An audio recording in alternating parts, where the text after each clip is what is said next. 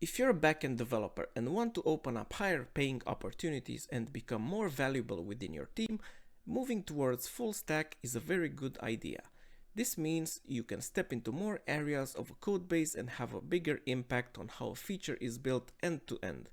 Here are 5 areas you need to cover in order to become a successful full stack developer.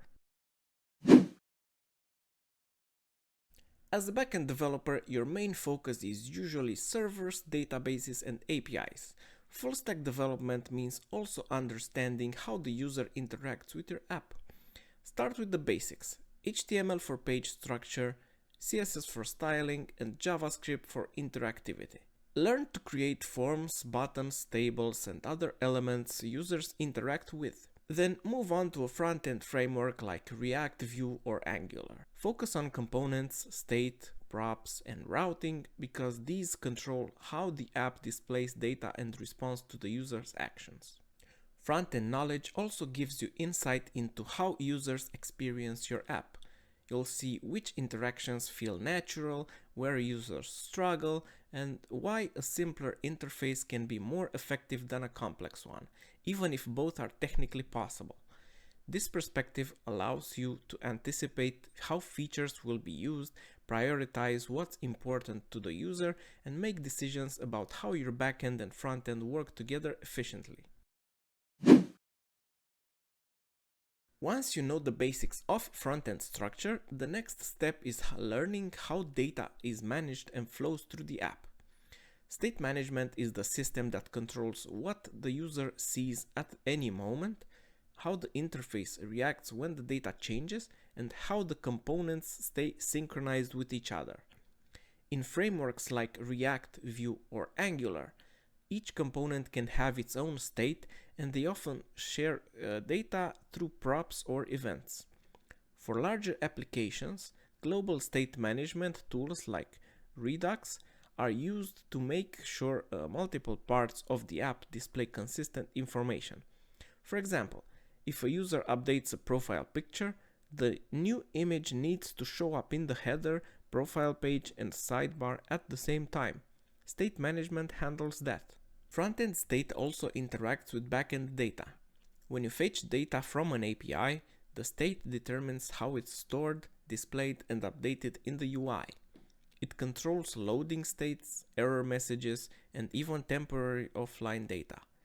This is why understanding how front-end handles data helps you anticipate what data the UI will request, how often, and in what format.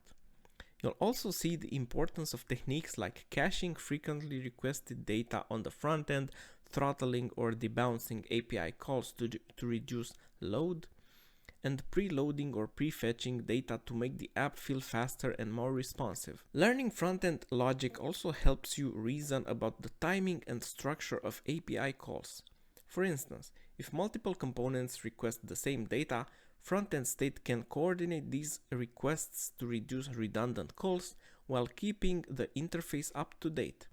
You'll also understand how asynchronous updates work. For example, a form submission that updates the backend while immediately reflecting the changes in the UI, which is a common pattern in real-world applications.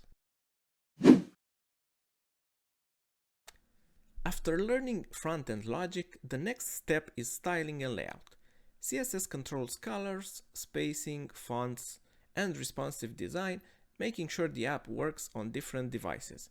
UI libraries like Tailwind, Material UI, or Bootstrap provide ready-made components and design patterns which speed up development and keep interfaces consistent. They also come with built-in accessibility and animations. This helps create interfaces that are usable for most people and feel polished and interactive without extra work. Components from UI libraries can be reused across multiple pages or sections, which allows you to keep your code organized, therefore making future updates easier to implement. Front-end testing helps you verify that the UI behaves as expected. Even if the backend works perfectly, interactions, forms, and components can fail without proper testing. Unit tests check individual components or functions, like a button triggering the correct action or a form validating the input correctly. Integration tests ensure multiple components work together, such as a form submitting data and displaying the correct response from the backend. End-to-end tests simulate real user workflows like signing up, logging in, or completing a purchase. Tools like Playwright, Cypress, and Storybook let you automate these scenarios so you catch issues before users do. Implementing front-end tests reduces unexpected bugs, makes UI changes safer, and helps maintain a reliable interface as the app grows. It ensures the app doesn't just function on the backend, but also works smoothly for users. Now that we've gone through the basics, the next step is structuring and building the app efficiently. This is where build tools and architecture come in. Build tools like Vite or Webpack compile and bundle your code, optimize assets, and make sure the app runs efficiently in the browser. These tools also let you apply optimizations that improve performance. For instance, your dashboard page can load only its code and charts, while other pages like login or settings load separately. A chart library only loads when the user opens the analytics page, and unused functions from utility libraries are automatically removed to keep the app lightweight. Front-end architecture is about organizing your code and components so your app stays maintainable, reusable, and scalable. This includes clearly separating responsibilities, structuring components and logic in a consistent way, and setting up patterns that make the app easier to extend and work on in collaboration with other developers. Following these practices reduces errors, simplifies testing, and makes the codebase easier to navigate. Here are the main practices to focus on. Start with component-based design. Build UI components like buttons, modals, or forms as separate components so you can reuse them across different pages. For example, a single button component can have different text, colors, or sizes depending on where you use it. Next, organize your files logically.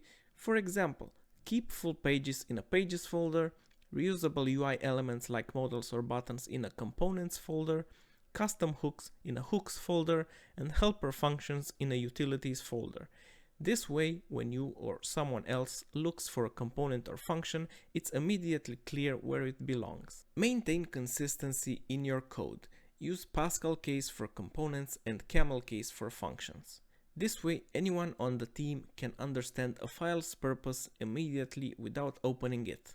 A scalable structure allows multiple developers to work on different features at the same time without interfering with each other. For example, one developer can work on the profile page while other works on settings, because each feature has its own components and folder. Finally, isolated components make testing easier. A form input component, for example, can have its own unit tests to ensure it works correctly before being used in a form. If you enjoyed this video and found it helpful, please leave a like and have a great day.